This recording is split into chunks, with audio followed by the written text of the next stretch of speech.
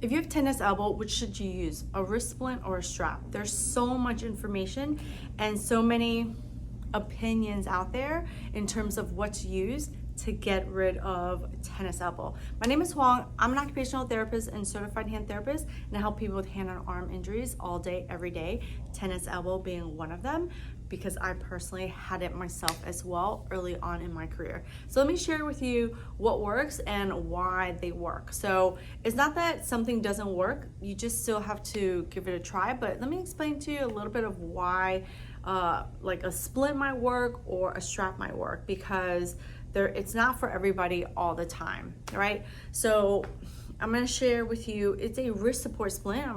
That image right there is an image of a wrist support splint. You can get it just about at any drugstore. You can order it on Amazon. I can leave you the link below so you can see on my Amazon link what it looks like.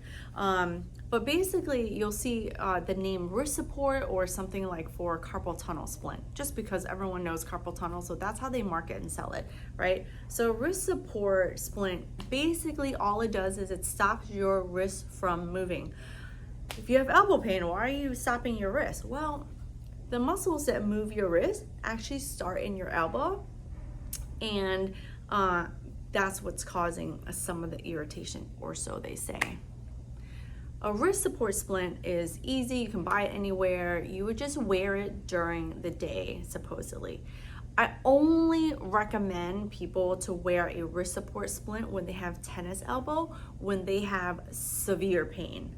Let's not get there, okay? Let's not get there. Get to it before it becomes so severe that you have to wear a wrist brace. And here's why. When you wear a wrist brace, it stops all the muscles from working to give it time to rest, right? It gives it time to rest. In the meanwhile, while you're giving it time to rest, it's also getting weaker, and you're also kind of compensating because you can't use your hand as well. And that does affect your shoulder and affects your fingers as well. Make sure your wrist doesn't block your thumb, because you need to be able to move your thumb. Otherwise, you're going to cause other problems. That's a wrist support splint. The pros are that it helps you to rest, and it's really easy to purchase. It's really cheap to buy for the most part, and you can get it anywhere. The con pretty much is that it doesn't fix the problem. It doesn't get to the root cause of the problem of like, why did you get this shit to begin with, right?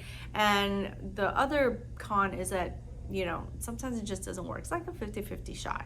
Majority of the time, I never recommend my patients to wear a wrist support splint because, you know, they don't usually come to me that severe. Like, your pain has got to be like an 8 out of 10, like all the time, throw that splint on. Majority of the time, tennis elbow, you know, doesn't get that way. But if it does, you can use a wrist support splint.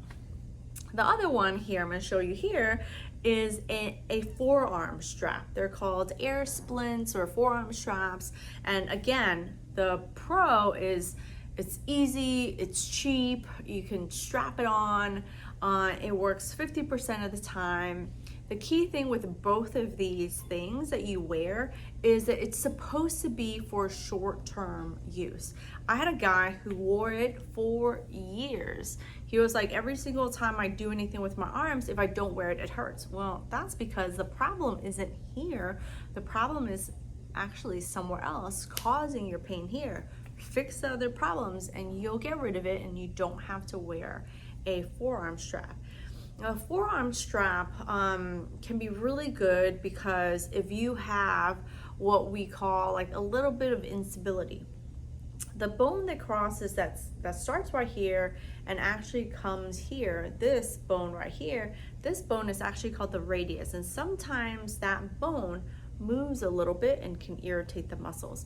Sometimes you have tendonitis because the muscles right here are irritated because they're working too much, because the muscles up here in the shoulder are not supporting it enough, right?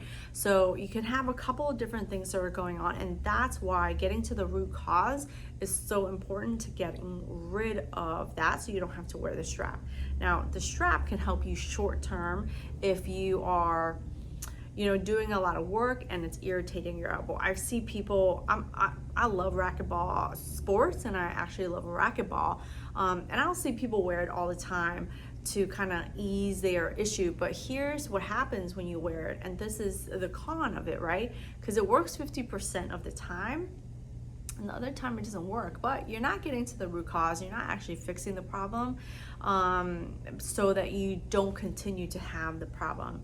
The other thing with the strap is most of the time, majority of the time, people are wearing it incorrectly. Remember I told you the radius is here, where your muscle's here? Well, you know what? There's a nerve that runs by here as well, and it's called the radial nerve.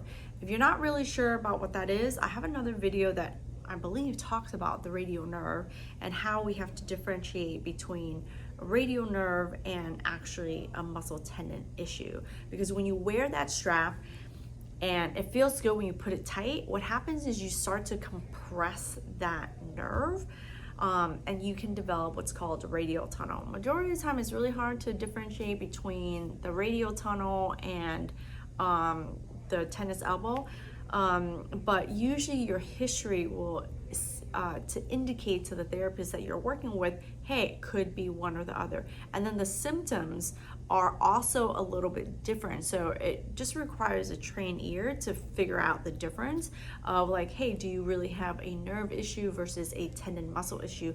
Because how you treat it is different. There's no injections for this. There's no surgery for this. For the most part, you don't want it. It's not very common. So it's therapy, people, but the strap makes it worse. So if you want to use the strap, use it, but be careful of that. And then just make sure you're not compressing on that nerve and slowly killing that nerve and strangling that nerve and causing a whole different problem. So that's my take on whether you should wear a wrist support splint or strap. They both can be beneficial at very particular times within your cycle of having the tennis elbow pain, lateral epicondylitis type of pain, but it is a short-term solution. I would encourage you to find a long-term solution so that you don't develop other problems later. Sweep shit under the rug. New things are going to pop up because as a certified hand therapist, that's what I tend to see. So let me know your comments, your questions below, and if you need me, my link's below.